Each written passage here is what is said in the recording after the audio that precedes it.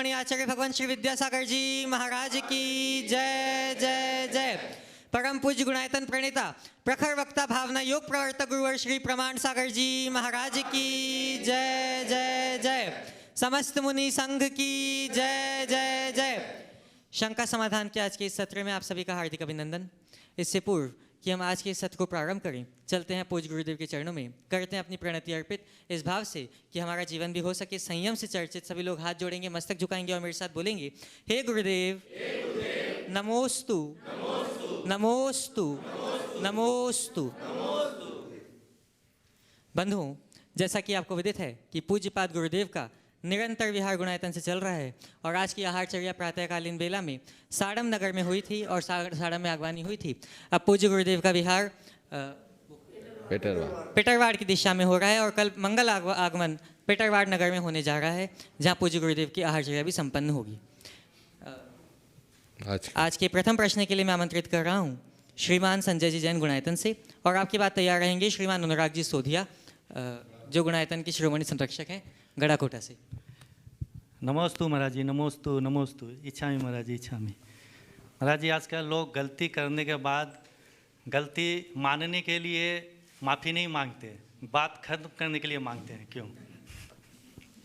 देखिए, माफ़ी मांगना अगर आंतरिक भाव है तो वो गलती का एहसास करते हुए न केवल माफ़ी मांगेंगे अपितु हृदय में ग्लानि का भाव भी रखेंगे। लेकिन जब माफ़ी मांगना केवल औपचारिकता बन जाती है तो ऐसा ही होता है। एक व्यक्ति जा रहा था और उससे एक बूढ़ी अम्मा को धोखे से धक्का लग गया, तो उसने तुरंत कहा सॉरी सॉरी। तो उस बूढ़ी अम्मा ने कहा क्या छोरी छोरी कहता है। तो ये जब फॉर्मेलिटी हो जाती है हर बात में सॉरी कहने की, तो उसका प्राण निकल जाता है।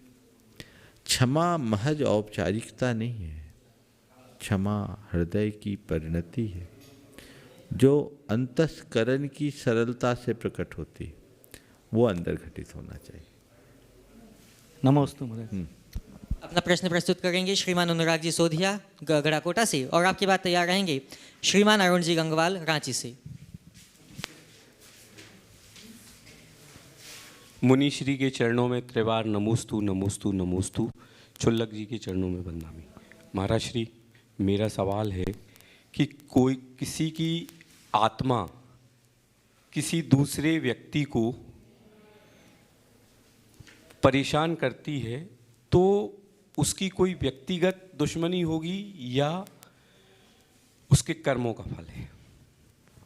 देखिए, ऐसा कहा जाता है कि किसी की आत्मा किसी पर आ गई, उसे परेशान कर रही।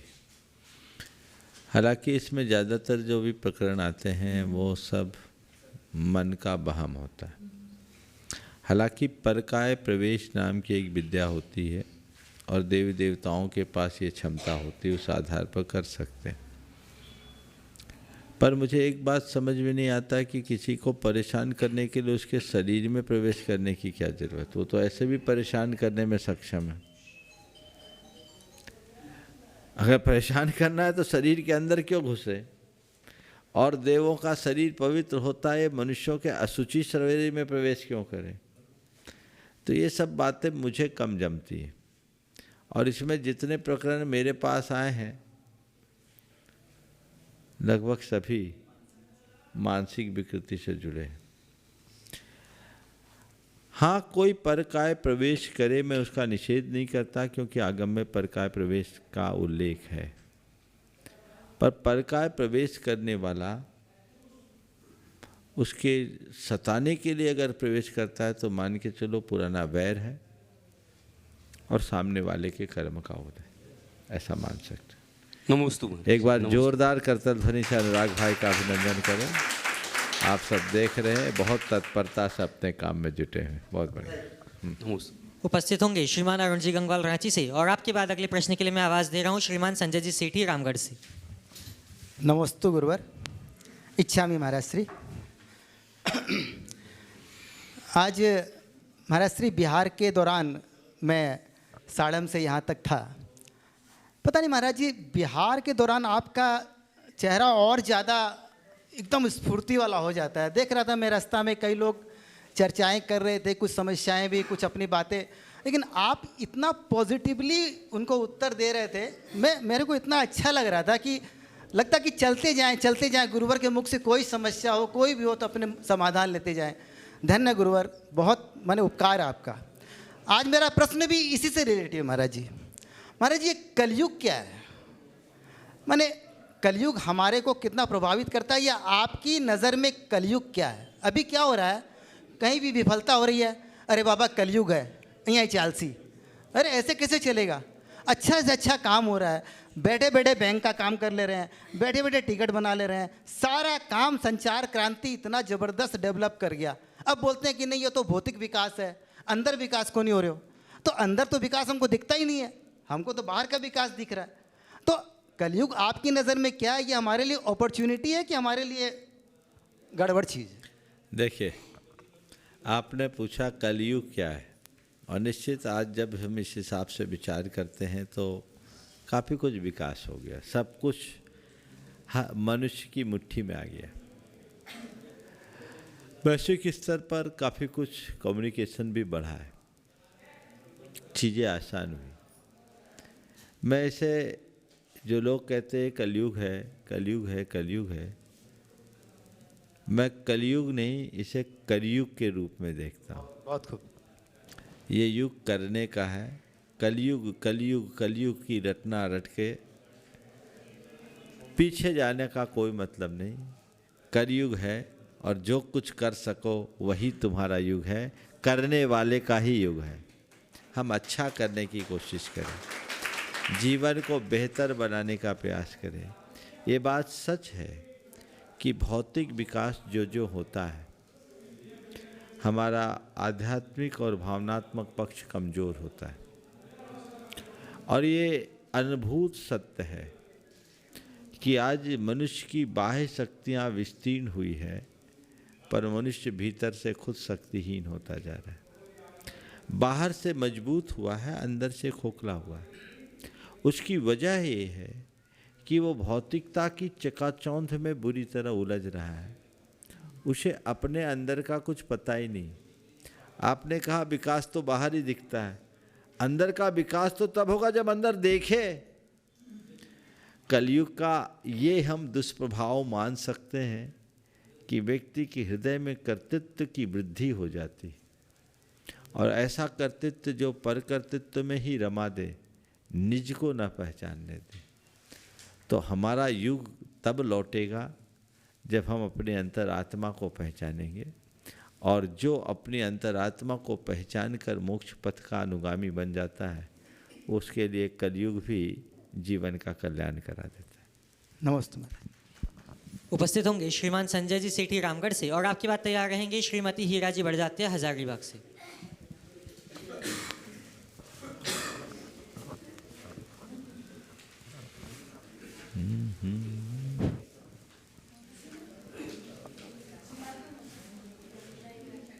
मंचासीन गुरुवर को नमोस्तु, शुल्लक जी महाराज को इच्छामी, समस्त रामगढ़ दिगंबर जैन समाज की ओर से बारंबार नमोस्तु नमोस्तु नमोस्तु।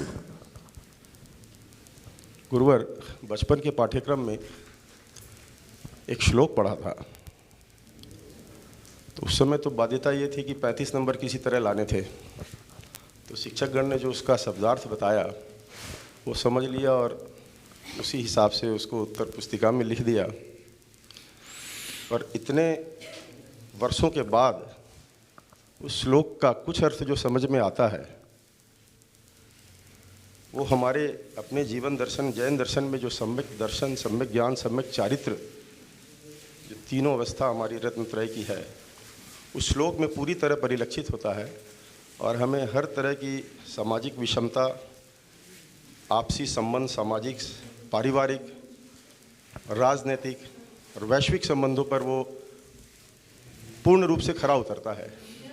चूँकि हमारा आपका पाठ्यक्रम एक ही रहा है, मैं उस श्लोक को दोहराता हूँ और आपसे निवेदन है कि कृपया उसे विस्तार दें। ये हमारे जीवन में आज भी उतना ही प्रासंगिक है जितना हजारों सैकड़ों साल पहले रहा है। श्लोक है, मातृवृत्त परदारेषु परद्रव्येषु लोष्ठवत् आत्मवत् सर्वभूतेषु यह पश्यति सह पंडितः। बचपन में हम पंडित से ये समझते थे कि पुरोहित की बात हो रही है, यहाँ ये पांडित्य की बात है। कृपया इसे विस्तार दें। देखिए, ये श्लोक संपूर्ण भारतीय चिंतन धारा का निचोड़ है। ये भारत है जहाँ वसुधैव कुटुंबकम की वैश्विक भावना को प्रमुखता दिया गया, जहाँ मूल्यों को सबसे ज़्यादा महत्व दिया गया और अपने व्यवहारिक जीवन को संतुलित बना करके जीने की प्रेरणा देते हुए एक अलग दृष्टि से जीने की बात की गई। अपनी दृष्टि में पवित्रता लाओ और कहा कि पर मातृवत पर दारेशु, पर स्त्री को माँ के समान पवित्र दृष्टि से देखो। पर द्रव्येषु लोष्टवत, दूसरों के धन को मिट्टी के ढेले की तरह देखो और सब प्राणी को आत्मवत देखो। वस्तुतः जिसके हृदय में ऐसी दृष्टि होती है वही ज्ञानी कहलाने का अधिकारी है, वही पंडित है, वही बुद्धिमान है। और जिस मनुष्य के हृदय में ये तीनों बातें आ गई वो संत है। नमस्ते।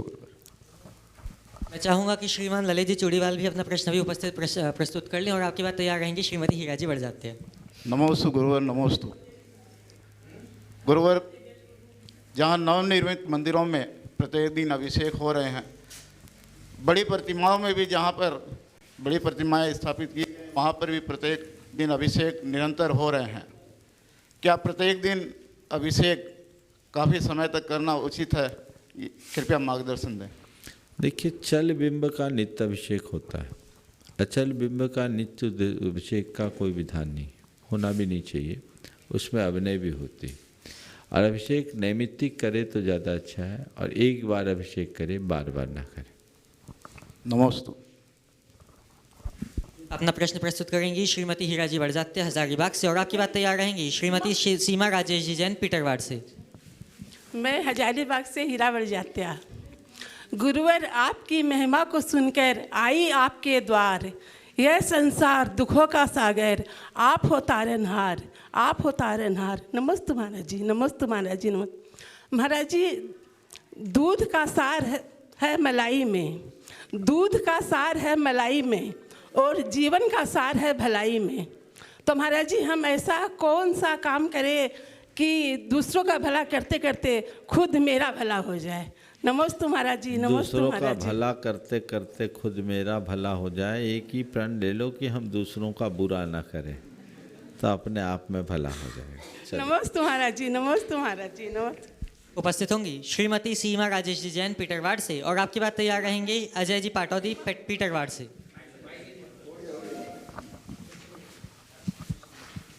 गुरुवर के चरणों में त्रिबार नमोस्तु नमोस्तु नमोस्तु। छुल्लक महाराज जी के चरणों में इच्छामी इच्छामी इच्छामी। महाराज श्री, ऐसे तो दर्शन मात्र से ही सारी शंकाएं हमारी मिट जाती है, लेकिन फिर भी छोटा सा एक सवाल है कि शांति धारा अभिषेक करते वक्त एक श्रावक की क्या नियम होने चाहिए या क्या गुण होने चाहिए उनके अंदर? नमोस्तु। देखिए, जो भी शांति धारा अभिषेक करे उसे अपने आप को बहुत सौभाग्यशाली समझना चाहिए कि हमें भगवान के दर्शन का, भगवान के स्पर्शन का, भगवान के नमन का सौभाग्य मिला है और मैं इस धरती के सबसे भाग्यशाली लोगों में एक हूँ। ये भावना उसके हृदय में होनी चाहिए और उसको फिर ये सोचना चाहिए कि जब मैं भगवान का अभिषेक पूजन कर रहा हूँ तो कम से कम मेरे जीवन में इतना तो हो जाए कि मैं वो करूँ जो भगवान ने कहा है और वो ना करूं जिसका भगवान ने निषेध किया है। तो एक जैन व्यक्ति को जैन कुलाचार का पालन करना चाहिए, व्यसन बुराइयों से मुक्त होना चाहिए और अपने जीवन में ऐसी पवित्र भावना लानी चाहिए ताकि जीवन रूपांतरित हो सके, अपने आप को अंदर से चमत्कृत कर सके। उपस्थित होंगे अजय जी पाटौदी पीटरवाड़ से और आपकी बात तैयार रहेंगी श्रीमती रजनी जी पाटौदी पीटरवाड़ से। गुरुदेव के चरणों में नमोस्तु नमोस्तु नमोस्तु। बोलिए परमान सागर जी महाराज की। है गुरुदेव, वैज्ञानिक दृष्टि से अगर देखा जाए तो पानी के अंदर बहुत ही सूक्ष्म जीव होते हैं। उनको हम किसी भी छानने की प्रक्रिया से छान नहीं सकते। हम श्रावक लोग जनरली एक महीन छन्ने से पानी को छानते तो हैं, उस छानने की प्रक्रिया को किस हद तक सही कर रहे हैं। और जो आजकल बड़े बड़े नगरों में आरओ का पानी, बिस्लेरी का पानी हम पी रहे हैं और छानते हैं, आज की जनरेशन कहती है कि यही पानी उपयुक्त है। तो हम पानी छानने की प्रक्रिया को महाराज श्री कहाँ तक पूरा कर रहे हैं, मार्गदर्शन दें। देखिए, पानी छानने के पीछे हमारा जो प्रयोजन है वह है भावनात्मक करुणा का पालन। पानी में जीव है, पानी ही जीव है, हम उसे छान के पृथक नहीं कर सकते। लेकिन जो स्थूल जीव है उन्हें हम छन्ने से छान लें, जो हमसे शक्य है उतना हम कर लें, और न केवल छाने अपितु उस जीव राशि को वापस उस स्थान पर पहुंचाएं जहां उनका मूल ओरिजिन है। ये करुणा है। अब चूँकि आजकल तो सब सप्लाई का पानी आता है, मोटर से पानी आता है, तो पहले ही फिल्टर हो गया और आरओ से भी आ रहा है। ये हमारे मूलभूत जो पानी छानने की भावना है उससे बहिर्भूत है। इस पानी को छानना न छानना एक बराबर है, लेकिन फिर भी इसको इसलिए छानना चाहिए कि कम से कम आपके जैन होने की पहचान तो हो और आपकी भावनात्मक करुणा की पुष्टि तो हो। ये प्रयास करा जा सकता है। नमस्ते। नमस्ते। उपस्थित होंगे श्रीमती रजनी जी पाटौदी पीटरवाड़ से, और आपकी बात तैयार रहेंगे संस्कार जैन बनगांव से। महाराज जी के चरणों में 3 बार नमोस्तु नमोस्तु नमोस्तु इच्छामि इच्छामि इच्छामि। महाराज जी, मेरा शंका ये है कि जो दूसरी शादी करते हैं उससे आहार। हाँ, कटे रहने दो, मैं बोलूँ। हाँ, कटा है ना, जब मैं बोलूँगा तो चालू। तो ये उन्होंने दिया है महावीर मंदिर। महावीर तो यहाँ हनुमान को भी बोलते हैं ना, तो महावीर मंदिर ट्रस्ट है, उनका है। कौन है? मंजू शांति पाटौदी। कौन है? नंबर गया, दूसरा सवाल करना। चलो ठीक है, दूसरा पूछ लेना अगर तैयार है तो। चालू करवा, पूछो। इसको बंद करो। हाँ चलिए फिर से बोलो अपना सवाल। श्रीमती रजनी जी पाटौदी अपना प्रश्न उपस्थित करेंगी और आपके बाद तैयार रहेंगे संस्कार जैन बनगांव से। नमोस्तु नमोस्तु नमोस्तु। महाराज जी के चरणों में बदनामी बदनामी इच्छामि इच्छामि इच्छामि। महाराज जी, मेरा शंका ये है कि जो दूसरी शादी करते हैं उनसे आहार नहीं लेते हैं, तो वो शांति धारा कलश कैसे करते हैं? ये समाज की जो व्यवस्था उसके अनुसार करना चाहिए। समझ गए? चलिए। संस्कार जी जैन बनगांव अपना प्रश्न उपस्थित करेंगे और आपके बाद तैयार रहेंगी गुनगुन जी, गरिमा जी, रैनी, तन्वी जी साड़म से, पंकज, नीतू जी पाटौदी परिवार से। गुरुदेव के चरणों में बारंबार नमोस्तु, छुल्लक जी के चरणों में बारंबार इच्छाएं। महाराज जी, हमारी जनरेशन को आजकल शराब का सेवन करना। नमोस्तु महाराज जी, हमारी जनरेशन को आजकल शराब का सेवन करना और व्यसन करना नॉर्मल बात है, और लोगों को ये बात मतलब नॉर्मल हो गई है। लेकिन वहीं दूसरी ओर कोई धर्म में लगा है तो वो उनको डीमोटिवेट करते हैं कि धर्म से क्या फ़ायदा है, तो हम उनको क्या जवाब दें? बहुत अच्छा सवाल है, और ख़ासकर ये सब चीज़ें उनको ज़रूर फेस करनी होती जो थोड़ी धार्मिक है। जब कोई कहे धर्म से क्या फ़ायदा है, तो उनको एक ही उत्तर दो कि जो फ़ायदा हमको हो तुमको एहसास नहीं होगा। सबसे बड़ा धर्म का फ़ायदा तो ये है कि हमारा मन हर पल प्रसन्न रहता है। धर्म का दूसरा फ़ायदा ये है कि हम तनाव मुक्त होते हैं। धर्म का हमारा तीसरा फ़ायदा ये है कि हमारी कोई खोटी आदत नहीं है। धर्म का चौथा फ़ायदा ये है कि हमारे अंदर आत्म संयम है, हम अपने इमोशंस पर कंट्रोल कर रहे हैं। ये जीवन के लिए सबसे ज़्यादा ज़रूरी है। ये फ़ायदा हम ले सकते हैं, तुम नहीं ले सकते। तुम हर पल परेशान रहते हो, तुम्हें तनाव रहता है, तुम्हारी बैड हैबिट्स है और तुम्हारे इमोशंस पर कंट्रोल नहीं है। तुम अपने जीवन को आगे नहीं बढ़ा सकोगे। तुम 2 पल की मौज और मज़ा को देख रहे हो, हम जीवन भर के आनंद का रास्ता चुन रहे हैं। तुम्हें तय करना है तुम क्या करोगे। और ज़्यादा बोले तो बोले ये तुम्हारी लाइफ स्टाइल पर मैं जब कोई आक्षेप नहीं करता, तो मेरी लाइफ स्टाइल पर तुम्हें प्रश्न उठाने का क्या हक है? ये मेरी लाइफ स्टाइल है, मेरी अपनी चॉइस है। जो मेरी चॉइस है मैं उसको अपनाता हूँ। तुम इसमें इंटरफेयर करने की कोई ज़रूरत नहीं। हमारे तुम्हारे जो रिलेशन है वो अपनी जगह है, हमारी तुम्हारी फ्रेंडशिप है वो अपनी जगह है, लेकिन इस मामले में हम कोई इंटरफेरेंस पसंद नहीं करेंगे। एक बार विनम्रता से बोल दो, दोबारा हिम्मत ही नहीं करेंगे। महाराज जी वो लोग चिढ़ाते हैं। चिढ़ते क्यों? मजबूती से बोलो ना। में हीन भावना रखते हो तो चिढ़ते हो। तुम उनसे कहो कि नहीं, ये मेरा अपना निजी निर्णय है, ये मेरा निजी जीवन है, मैं इसे अपना रहा हूँ। हम तो तुमको नहीं बोलते कि तुम गलत कर रहे हो कि अच्छा कर रहे हो, तुम हमको क्यों बोलते हो? पर्सनल मैटर पर कोई बात मत करिए, एक बार बोल दो, दोबारा हिम्मत ही नहीं होगी। नमस्ते। उपस्थित होंगी गुनगुन गरिमा जी, रैनी तन्वी जी साड़म से, और आपकी बात तैयार रहेंगी श्रीमती मंजू शांति जी पीटरवाड़ से।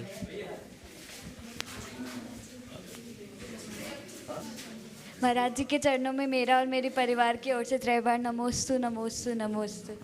महाराज जी, आज बहुत दिनों के बाद ये अवसर मिला हम लोग को कि आप हमारे घर आए और इतने सालों की मनोकामना आज पूरी हो सकी।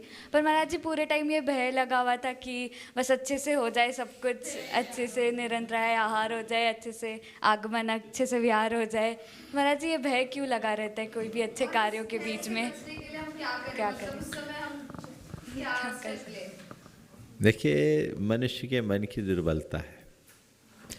भय एक नकारात्मक आवेग है। सुनो तो बता रहा हूँ, भय एक नकारात्मक आवेग है जो मनुष्य के मन में आता रहता है। अच्छे कार्य में भी होता है, बुरे कार्य में भी होता है। अच्छे कार्य को अच्छे से संपन्न हो जाए, उसमें कोई विघ्न ना आए, और बुरा कार्य करते समय कोई उसका दुष्परिणाम ना हो, ये मनुष्य के मन में आता है, स्वाभाविक है।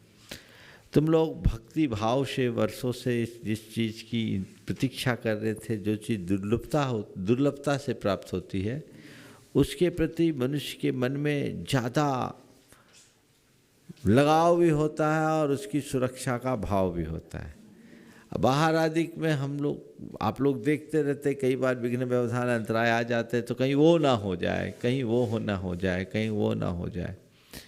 ऐसा बहुत कम होता है कि हमारे यहाँ निरंतराय आहार हुआ भी मेरा सौभाग्य है। ये सौभाग्य की बात तो मन में रहती है, लेकिन धड़कन बनती रहती है, अच्छे से हो जाए, अच्छे से हो जाए, अच्छे से हो जाए। लेकिन जिनका आत्मविश्वास प्रबल होता है, जिनको अक्सर ये लाभ मिलता रहता है, वो नहीं घबराते। वो तो ये सोचते हैं हमारे यहाँ हुआ है तो निरंतराय होना ही है। जो कभी कभी करते हैं उनको डर लगता है। तो मैं इस उदाहरण से केवल इतनी बात कहना चाहूँगा, मन की शंका को या मन की चिंता को, जो एक डर का रूप लेती है, उसको दूर करने का एक ही उपाय है, वह है पॉजिटिव सोचना और कॉन्फिडेंट रहना। आत्मविश्वास को बढ़ा करके रखो, सब दुर्बलताएं दूर हो गई। नमोस्तु महाराज जी, नमस्ते। भावना योग में क्या कि मुझे सहज रहना है, मुझे शांत रहना है, अपने आप हो जाएगा। वो तो कराया तो हमारे आहार हो जाए हो जाए हो जाए, पहले तो ये सोचो, अब तो तुम्हारा ही नंबर है। चलो ठीक। अपना प्रश्न प्रस्तुत करेंगी श्रीमती मंजू जी शांति जी जैन पीटरवाड़ से। हो गया।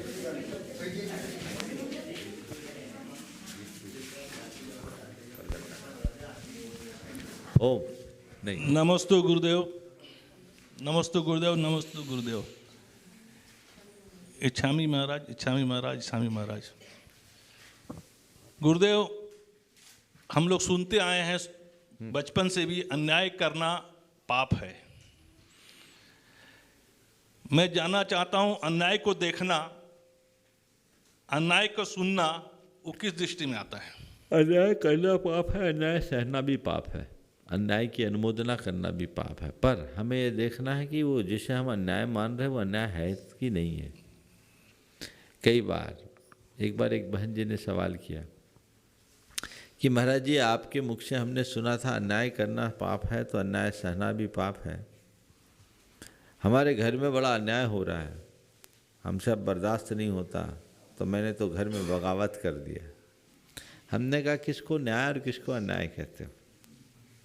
बोले नहीं, हमारे पिताजी जो हैं, हमारे ससुर साहब, वो हमारे देवर का पक्ष लेते हैं, सासू माँ भी देवर का पक्ष लेती हैं, हर बात में उनको प्रमुखता देते हैं और अपनी संपत्ति का बहुभाग भी उनको दे दिया। ये हमारे साथ अन्याय है। हमने कहा गलत है, ये अन्याय कहाँ है? वो जो संपत्ति थी उनकी कमाई हुई थी कि तुम्हारी कमाई? बोले उनकी कमाई हुई। तो अपनी कमाई हुई संपत्ति को किसी को देने का अधिकार उसके पास है कि नहीं है? बोले है।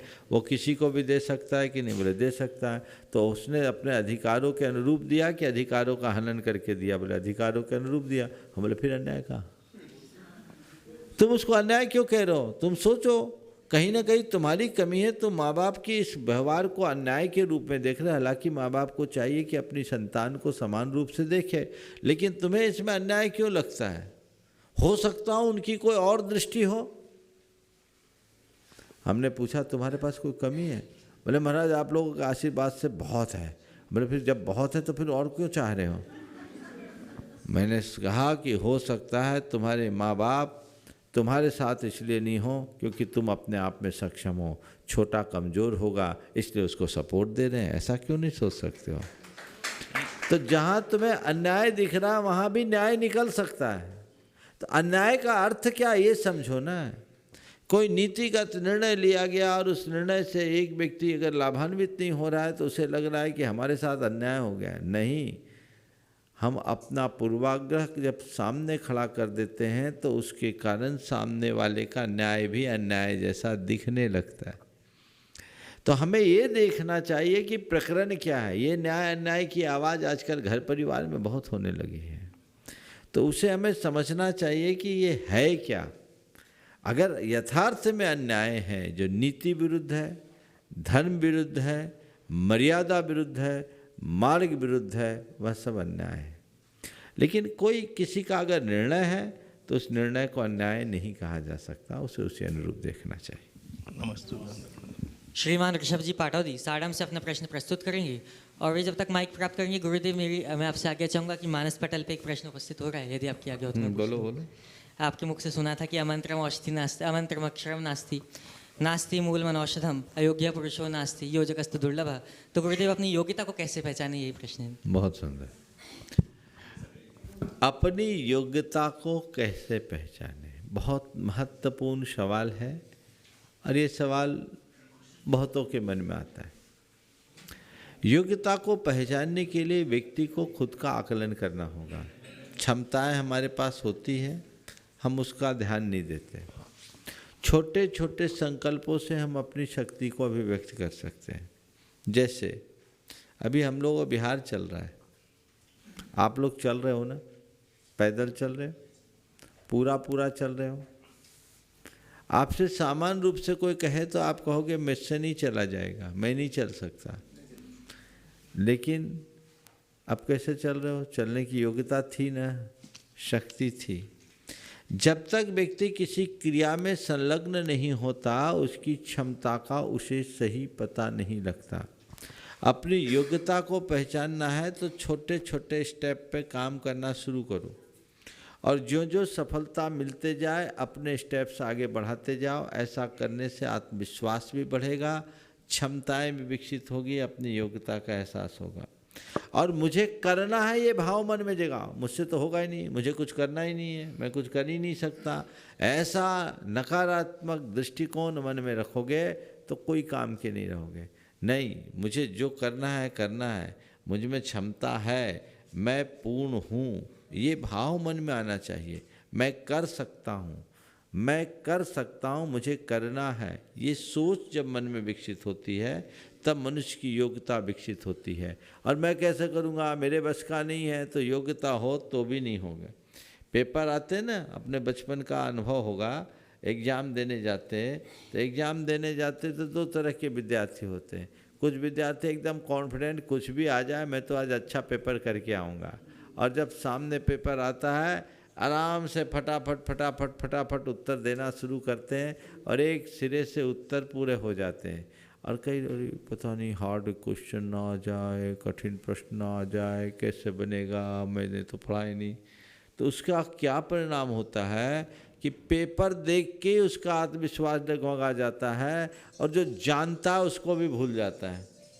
अरे आज तो पेपर बिगड़ गया, बाहर आए तो अरे मुझे तो याद था पर मैं भूल गया। तो अपने मन के प्रति जब तक शंका होगी तब तक योग्यता नहीं निखरेगी। योग्यता को निखारने के लिए हमें अपना आत्मविश्वास जगाना होगा, अपना अंतरावलोकन करना होगा और छोटे छोटे चरणबद्ध तरीके से अपने आप को आगे बढ़ाने के लिए उत्साहित होना चाहिए। इससे न केवल योग्यता विकसित होगी अपितु उसमें निखार भी आएगा। श्रीमान ऋषभ जी पाटो जी अपना प्रश्न उपस्थित करेंगे साडम से, और आपकी बात तैयार रहेंगी श्रीमती शशि जी बड़जात्या जशपुर नगर से। महाराज श्री के चरणों में मेरा नमोस्तु नमोस्तु नमोस्तु। महाराज जी मेरा प्रश्न ये है कि हमारे जैन धर्म में श्री राम की मान्यता या श्री राम का स्थान कहाँ है? अभी 2 दिन पहले मैंने इस पर काफ़ी विस्तार से बात की है ना, पुराना रिकॉर्डिंग समझ लेना। श्री राम जैन धर्म में एक सलाका पुरुष के रूप में गिने गए हैं। जैन धर्म के अनुसार वे 8वें बलभद्र और मोक्षगामी जीव। श्रीमती शशि जी बड़जात्या अपना प्रश्न उपस्थित करें। महाराज श्री के चरणों में बारंबार नमोस्तु नमोस्तु नमोस्तु। छुल्लक जी के चरणों में इच्छामी इच्छामी इच्छामी। मैं जसपुर नगर से शशि बड़जात्या। महाराज श्री पंच परमेष्ठी में से 3 परमेष्ठी तो विचरण करते विहार करते तो उनको सभी जानते हैं। बच्चे बार बार ये प्रश्न करते हैं कि अरिहंत परमेष्ठी कौन है और सिद्ध परमेष्ठी कौन है, तो उनको उनके शब्दों में समझाना मुश्किल हो जाता है। तो बच्चों के शब्दों में उनको सरल शब्दों में समझाएगा अरिहंत और सिद्ध कौन है। बोलो आचार्य उपाध्याय साधु को देखा ना, बस यही बढ़ कर के अरहंत और सिद्ध होते हैं। जब आचार्य उपाध्याय साधु अपनी साधना के चरम को पहुंच जाते हैं अरहंत होते हैं, और जब वो अरहंत अपनी आयु को पूरी करते हैं वो सिद्ध हो जाते हैं। बच्चों को समझाने के लिए यही बता सकते हैं कि जैसे कोई फल होता है तो उसके पहले उसमें फूल उगता है, फूल ही विकसित होकर फल बनता है। तो बेटा अभी ये फूल है, फल बनने में टाइम लगेगा क्योंकि अभी उसका सीजन नहीं आया है, समझ गए? यही फूल फल बनेगा, ऐसा समझा। नमस्ते महाराज से। बंधु, हम लोग तो बहुत सौभाग्यशाली हैं कि पूज्य पाद की दिव्य सन्निधि को प्राप्त करके निशंक हो रहे हैं, पर ऐसे बहुत से लोग हैं जो यहाँ प्रत्यक्ष उपस्थित नहीं हो पा रहे।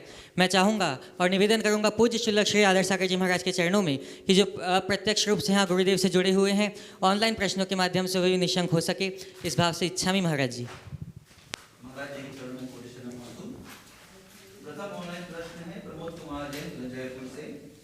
महाराज जी का प्रश्न है, दांतों से जीभ कट जाने पर हम दांतों को उखाड़ कर बाहर नहीं फेंकते, लेकिन बहुत करीबी व्यक्ति से कोई गलती हो जाए तो हम गांठ बांध देते हैं, उसे माफ नहीं कर पाते।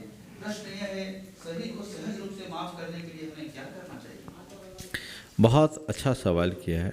दांतों से जीभ कट जाने के बाद हम दांतों को अलग नहीं करते, लेकिन किसी अपने व्यक्ति के साथ क्या वाक्य बोला? बहुत करीबी व्यक्ति से कोई गलती हो जाए तो हम गांठ बांध देते हैं, उसे माफ नहीं कर पाते। प्रश्न यह है, सभी को सहज रूप से माफ करने के लिए हमें क्या करना चाहिए? देखिए, दांत और जीभ के संयोग को हम एक प्रकृति प्रदत्त संयोग मानते हैं, और ये भी मानते हैं कि मुख में जितनी जीभ की महत्ता है उतनी ही दांत की महत्ता है। बिना दांतों के हम ठीक तरीके से कुछ नहीं कर सकते, और जीभ को भी स्वाद तब मिलता है जब दांत उसे चबाते हैं। तो दांतों से हम चीज़ों को चबाते हैं तब जीभ को साथ मिलता है, तो दोनों में एक तालमेल है। इसे प्रकृति प्रदत्त सहज संबंध के कारण हम मान सकते, स्वीकार सकते हैं, ये व्यवस्थाएं बनी हुई। लेकिन व्यवहार में हम अपने करीबी व्यक्तियों को सहज नहीं मानते। अगर सहज मान लें, जिनके साथ सहजता जुड़ जाती है उनसे सात्विक स्नेह प्रकट हो जाता है, और उस सात्विक स्नेह के परिणाम स्वरूप फिर हमें उनकी बात बुरी नहीं लगती, हम उनके साथ निभाते हैं। गांठ नहीं बांधना चाहिए, ये मान करके चलना चाहिए कि बात सही है कि जीभ और दांत में आपस में कभी कभी गड़बड़ हो जाता है, फिर भी जीभ ये सोचकर संतोष कर लेती है कि दांत मेरा रखवाला है और दांत ही मुझे स्वाद देने वाला है। ये सोच अगर हमारे अंदर आ जाए, जिनसे हमारे जीवन में कुछ खटपट हुई, यदि उनके प्रति सकारात्मक दृष्टिकोण विकसित हो जाए, तो हमारे मन में फिर कभी ऐसा नहीं होगा कि ये हमारे लिए कहीं से कोई नुकसानदेह है। सोच को थोड़ा सकारात्मक बनाना चाहिए। दृष्टिकोण सकारात्मक होते ही चीज़ें हमारे नियंत्रण में आने लगती है। लेकिन हमारे स्वार्थमूलक संबंध रहते हैं, हम चीज़ों को अपने लाभ की दृष्टि से देखते हैं, उनके प्रति सकारात्मकता हमारे मन में नहीं होती, उसके परिणाम स्वरूप ये इस तरह की गांठ मन में बन जाती। दीपाली जी भोपाल से प्रश्न कर रही हैं, महाराज जी आप हमेशा कहते हैं कितना भी दुख हो सकारात्मक रहें, परंतु महाराज जी जब हमारे आसपास प्रतिपल नकारात्मकता हो, कुछ भी अच्छा ना हो रहा हो, यहाँ तक कि हम जानते हैं कि हमारे ऊपर उसका प्रभाव भी पड़ रहा है, परंतु हम कुछ ऐसे बंधनों से बंधे हुए हैं कि सही जानते और समझते हुए भी कुछ नहीं कर सकते। हम कितना भी अच्छे सोचें परंतु हमारी सोच उस नकारात्मकता के कारण कहीं दब रही है। ऐसी परिस्थिति में अपने आप को सकारात्मक कैसे बनाए रखें? देखिए, जब भी ऐसी स्थिति हो उस समय हमें 4 उपाय करना चाहिए। सबसे पहले अगर हो सके तो हमें उस स्थान को छोड़ना चाहिए, ताकि हम स्थान के परिवर्तन से अपने मन को परिवर्तन कर सकें। दूसरी बात, गुरुजनों के उपदेश को याद करना चाहिए, सुनना चाहिए, उनसे कुछ ऐसे सूत्र हर कोई को रखना चाहिए। आजकल तो आप सब लोग मोबाइल में रखते हैं, कुछ सूत्र वाक्य जिससे आपको अच्छा मोटिवेशन मिले और जिनके ऊपर आपकी बड़ी श्रद्धा, उनके वचनों को अपने सामने रखो, उन्हें आप सुन लो, तो अच्छा सुनने से आपको अच्छा मोटिवेशन मिलेगा। तीसरी बात, कुछ अच्छा पढ़ लो। अच्छा पढ़ने से प्रेरणा मिलती है। जो भी जिन्होंने अपने जीवन को अपनी सकारात्मकता के बल पर ऊंचा उठाया है, कठिनाइयों को पार करके जो ऊपर उठे, उनके जीवन के संदेशों को पढ़कर हम सकारात्मक दृष्टिकोण विकसित कर सकते हैं और ये सकारात्मकता हमारे जीवन को सुंदर बनाती है, अच्छा बनाती है। तो हम कुछ अच्छा पढ़ना शुरू करें। और चौथी बात है, भावना योग करें। भावना योग में इस तरह से कि मुझे सकारात्मक रहना है और मुझे सहज रहना है, ये बार बार दोहराएंगे तो आप इस तरह की विषम परिस्थितियों से बहुत आसानी से मुक्त हो सकेंगे और अपने जीवन को बेहतर बना सकेंगे। गीतिका जी बद्रापुर से प्रश्न कर रही हैं, महाराज जी मेरा मन अब गृहस्थी में नहीं रहने का करता है और दीक्षा लेने का मन करता है, पर अभी वैराग्य में परिपूर्णता नहीं है, तो अपने वैराग्य को बढ़ाने के लिए क्या करें? गृहस्थी से दीक्षा लेने का मन करता है लेकिन वैराग्य में परिपूर्णता नहीं है, तो उसको बार बार नियमित स्वाध्याय करो, सत्संग में रहो, भावना भाव अभ्यास करो और इन सब के साथ साथ अपनी जिम्मेदारियों को पूरा करो। मनुष्य के हृदय में जब तत्व ज्ञान विकसित हो जाता है तो वैराग्य स्वाभाविक रूप से प्रकट होने लगता है, उसे उद्घाटित करें।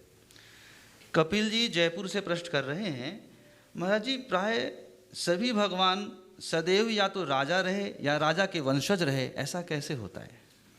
देखिए, भगवान के जीवन की कथाओं को हम पढ़ते हैं तो हम पाते हैं उनके जीवन की शुरुआत तो पशु पक्षी के पर्याय से हुई, भील की पर्याय से हुई। भगवान महावीर तो पुरुरवा भील से आगे बढ़े, शेर की पर्याय से आगे बढ़े, पारसनाथ भगवान सिंह के हाथी की पर्याय से आगे बढ़े, तो ये ऋषभदेव भगवान कुक्कुट मरकट की पर्याय से आगे बढ़े। तो ये सब चीज़ें उनके जीवन में है। जो भगवान है, जो तीर्थंकर है, तीर्थंकरत्व उनके जीवन के चरम और परम विकास का द्योतक है। वे अपने जीवन के पूर्ण विकास के बल पर तीर्थंकरत्व को प्राप्त किए हैं और ये विकास उनके जन्म जन्म की साधना से हुई। हर जन्म में उनने कठिन संघर्ष किया, तप किया, त्याग किया, जिसके कारण उनकी योग्यता और उनकी क्षमता विकसित हुई और वे अपने जीवन के चरम भाव में राजा बने, महाराजा बने। लेकिन इसका अर्थ ये नहीं है कि केवल राजा महाराजा के घर में जन्म लेने वाला ही भगवान बनता है। साधारण प्राणी भी भगवान बन सकता है, जैन धर्म की विशेषता है। एक साधारण से साधारण प्राणी के घर जन्म लेने वाला केवल ज्ञान को प्राप्त करके अपने जीवन का कल्याण कर सकता है। तो हम जब तीर्थंकरों के जीवन को पढ़ते हैं तो कथा नायक की बात जब की जाती है तो उनके चरित्र के संपूर्ण विकास की बात की जाती है। पर हम ये क्यों नहीं देखते कि भील से भगवान बने, हम ये क्यों नहीं देखते कि हाथी से भगवान बने, हम ये क्यों नहीं देखते कि ये शेर से भगवान बने। यही इस बात का प्रमाण है कि पतित से पतित पावन भी अपना उत्थान कर सकता है। अमित जी पुलगांव से प्रश्न कर रहे हैं, कामयाबी की क्या परिभाषा है?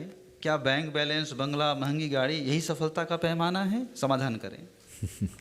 देखिए, सबके सफलता के अपने अपने मायने हैं। जिन लोगों के लिए यही उनके जीवन की पूर्णता, उनके लिए बैंक बैलेंस, बंगला और ठाट बाट ही उनकी कामयाबी होगी।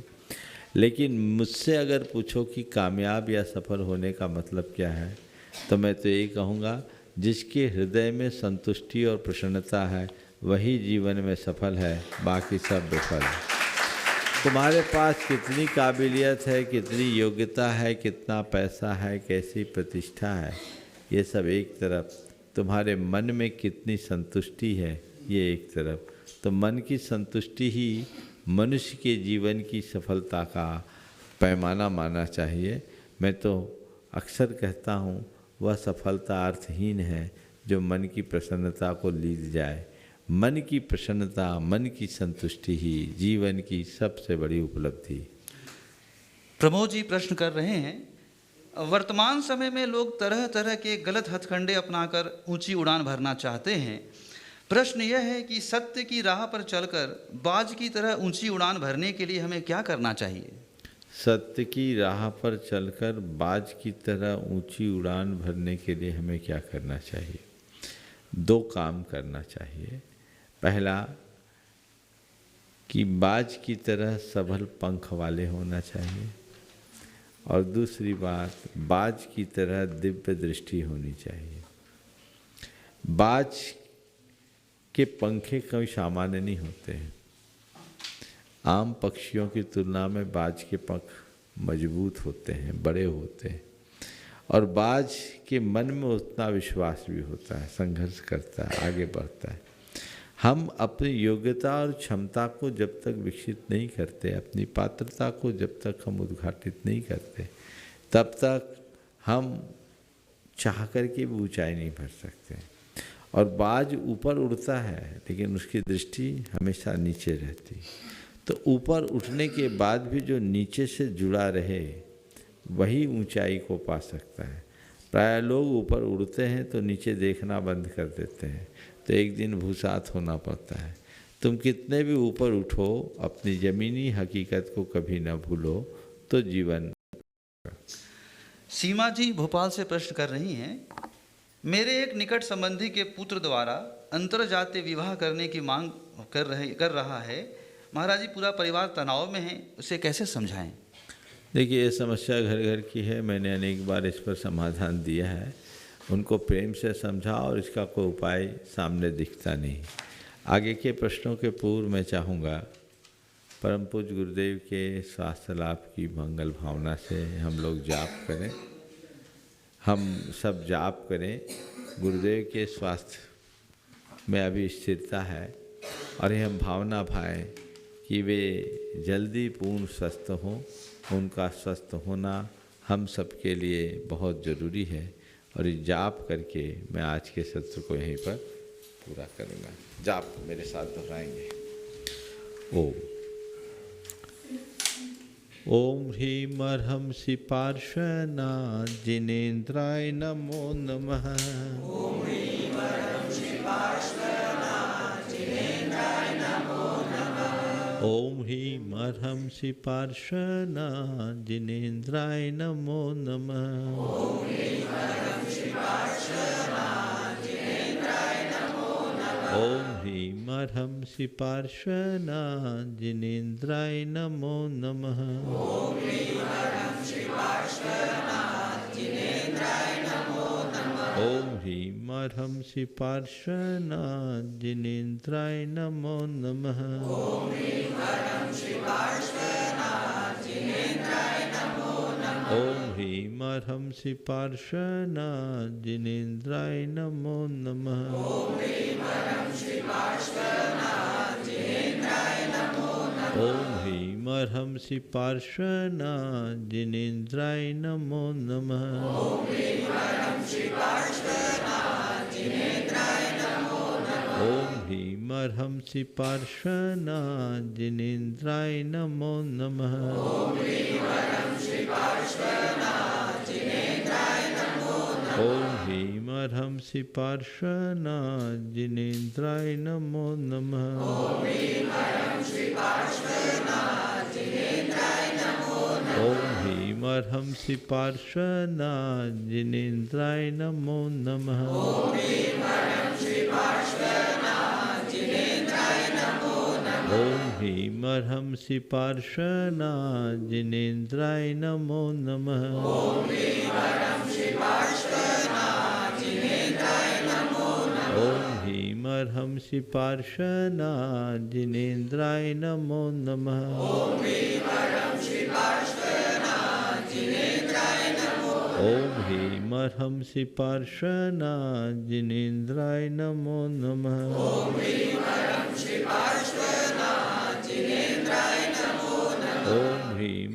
श्री पार्श्वनाथ जिनेन्द्राय नमो नमः। ओम ह्रीमर्हं श्री पार्श्वनाथ जिनेन्द्राय नमो नमः। ओम ह्रीमर्हं श्री पार्श्वनाथ जिनेन्द्राय नमो नमः। ओम ह्रीमर्हं श्री पार्श्वनाथ जिनेन्द्राय नमो नमः।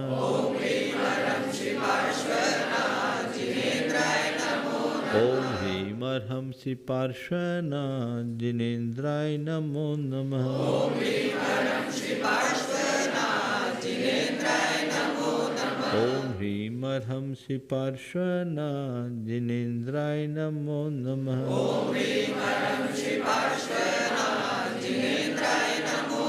ओम ह्रीमर्हं श्री पार्श्वनाथ जिनेन्द्राय नमो नमः। ओम ह्रीमर्हं श्री पार्श्वनाथ जिनेन्द्राय नमो नमः। ओम ह्रीमर्हं श्री पार्श्वनाथ जिनेन्द्राय नमो नमः। ओम ह्रीमर्हं श्री पार्श्वनाथ जिनेन्द्राय नमो नमः। ओम ह्रीमर्हं श्री पार्श्वनाथ जिनेन्द्राय नमो नमः। ओम ह्रीमर्हं श्री पार्श्वनाथ जिनेन्द्राय नमो नमः। ओम ह्रीमर्हं श्री पार्श्वनाथ जिनेन्द्राय नमो नमः। ओम ह्रीमर्हं श्री पार्श्वनाथ जिनेन्द्राय नमो नमः। ओम ह्रीमर्हं श्री पार्श्वनाथ जिनेन्द्राय नमो ओम नमः। ह्रीमर्हं श्री पार्श्वनाथ जिनेन्द्राय नमो नमः। ओम ह्रीमर्हं श्री पार्श्वनाथ जिनेन्द्राय नमो नमः। ओम ह्रीमर्हं श्री पार्श्वनाथ जिनेन्द्राय नमो नमः। ओम ह्रीमर्हं श्री पार्श्वनाथ जिनेन्द्राय नमो नमः। ओम ह्रीमर्हं श्री पार्श्वनाथ जिनेन्द्राय नमो नमः। ओम ह्रीमर्हं श्री पार्श्वनाथ जिनेन्द्राय नमो नमः। ओम ह्रीमर्हं श्री पार्श्वनाथ जिनेन्द्राय नमो नमः। ओम ह्रीमर्हं श्री पार्श्वनाथ जिनेन्द्राय नमो नमः। ओम ह्रीमर्हं श्री पार्श्वनाथ जिनेन्द्राय नमो नमः। ओम ह्रीमर्हं श्री पार्श्वनाथ जिनेन्द्राय नमो नमः। ओम ह्रीमर्हं श्री पार्श्वनाथ जिनेन्द्राय नमो नमः। ओम ह्रीमर्हं श्री पार्श्वनाथ जिनेन्द्राय नमो नमः। ओम ह्रीमर्हं श्री पार्श्वनाथ जिनेन्द्राय नमो नमः। ओम ह्रीमर्हं श्री पार्श्वनाथ जिनेन्द्राय नमो नमः। ओम ह्रीमर्हं श्री पार्श्वनाथ जिनेन्द्राय नमो नमः। ओम ह्रीमर्हं श्री पार्श्वनाथ जिनेन्द्राय नमो नमः। ओम ह्रीमर्हं श्री पार्श्वनाथ जिनेन्द्राय नमो नमः। ओम ह्रीमर्हं श्री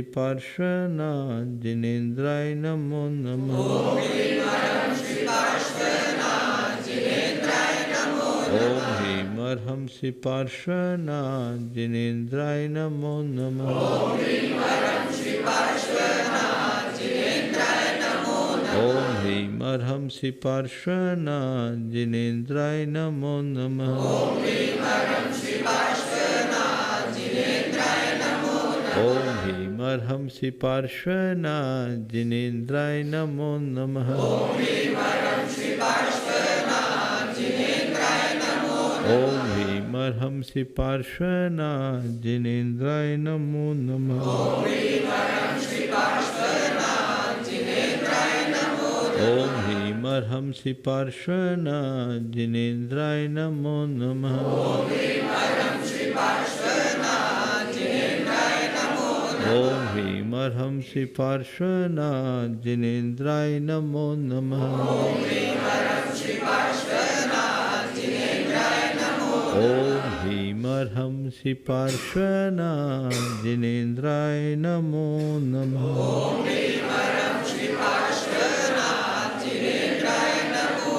जय बोलो चिंतामणि श्री पार्श्वनाथ भगवान की। परम पूज्य आचार्य गुरुवर श्री विद्यासागर जी महाराज